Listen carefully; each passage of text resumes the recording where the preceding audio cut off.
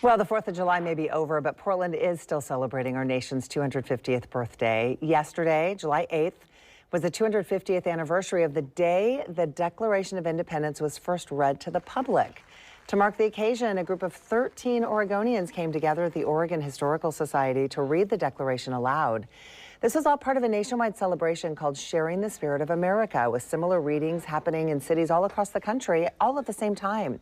Readers in Portland included Secretary of State Tobias Reed, former Governor Ted Kulongoski, and look, it's our very own Joe Vathiathil. They were each given a different section of the Declaration to read, and here's part of Joe's reading where the nation's founders criticized the King of England. He has plundered our seas, ravaged our coasts, burnt our towns, and destroyed the lives of our people.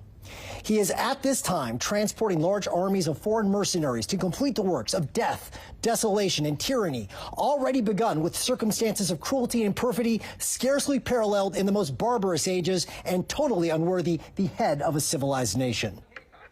Nicely done, Joe. These readings happened all over the country.